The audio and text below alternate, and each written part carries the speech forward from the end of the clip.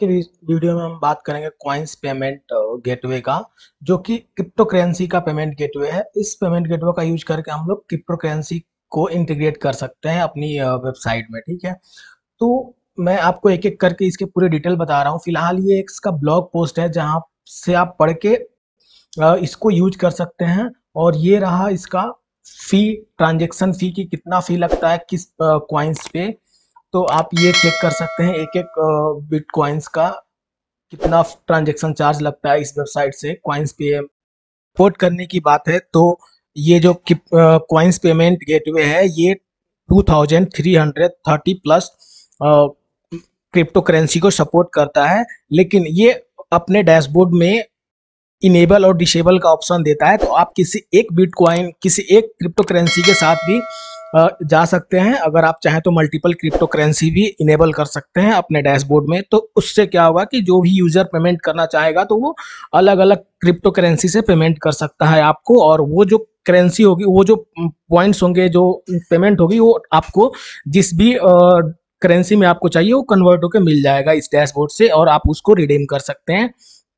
Event transfer भी कर सकते हैं, किसी और को भी ट्रांसफर करना है तो आप इससे ट्रांसफर कर सकते हैं। ठीक है, और मैं इस वीडियो में कंप्लीट इंटीग्रेशन बताऊंगा, इवन विड्रॉल से लेके क्रिएट पेमेंट और वेबहुक भी पूरी चीज बताऊंगा इसमें, आप लास्ट तक देखना। ठीक है, तो फिलहाल यहाँ पे मैं बात कर लेता हूँ इसके डॉक्यूमेंटेशन का। तो इसका डॉक्यूमेंटेशन बहुत ही सिंपल है। अगर आप एक एक चीज पढ़ेंगे तो इसमें बहुत ही आसानी से आप पेमेंट इनिट कर सकते हैं और उसका स्टेटस भी चेक कर सकते हैं। इवन स्टेटस चेक करने के लिए इसमें बहुत सारी सिक्योरिटी भी है। तो थोड़ा सा पेमेंट का जो हैकिंग होता है, एक्चुअली जो हैकिंग हो जाती है क्रिप्टो करेंसी में, तो वो थोड़ा सा इसमें मुश्किल है, क्योंकि ये हेडर्स वगैरह सारे चेक करते हैं वेबहुक में, तब जाके पेमेंट को कंफर्म करते हैं।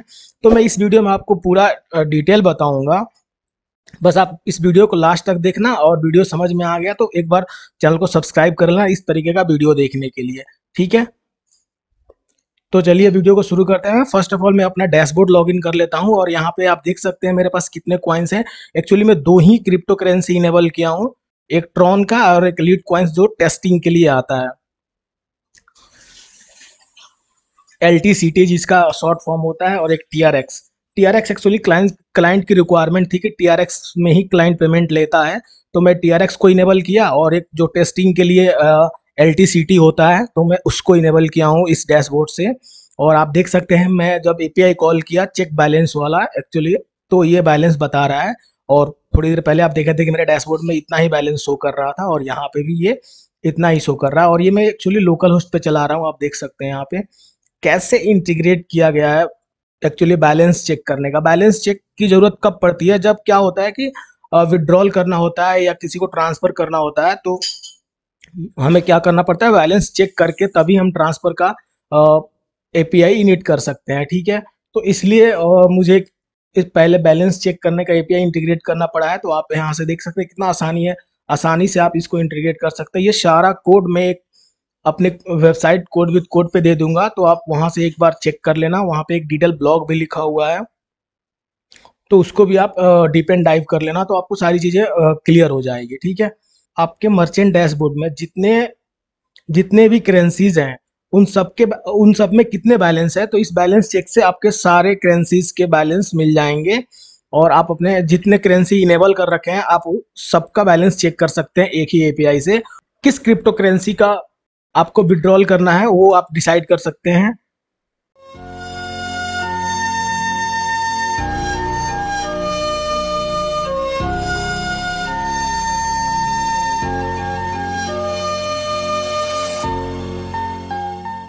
यहाँ पे मैं आपको एक बार पूरा डिटेल दिखा देता हूँ कि क्या क्या एक्चुअली आता है। तो ये सारे डेटा आते हैं, हम जब बैलेंस चेक करते हैं तो ये पूरा डेटा आता है। वहाँ पे शॉर्ट फॉर्म ही दिख रहा था, तो आप देख सकते हैं यहाँ पे दो, अगर मेरा एक TRX कॉइन इनेबल है और एक LTCT कॉइन इनेबल है, तो दोनों का बैलेंस आ रहा है। इवन एक बैलेंस F आ रहा है जो कि डेसिमल में होता है, फ्रैक्शन में होता है, तो उसको F बोलते हैं।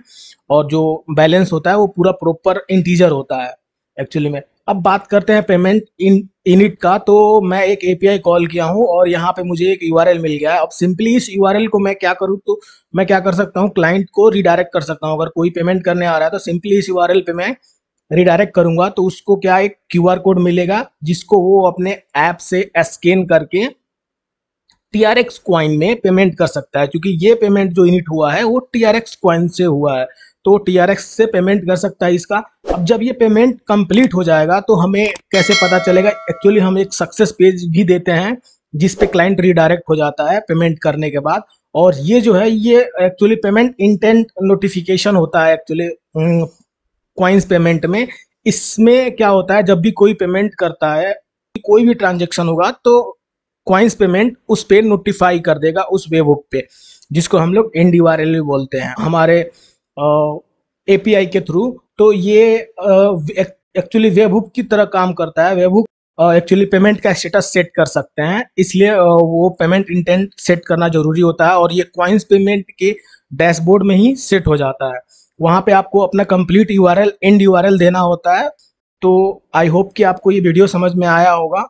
Thank you.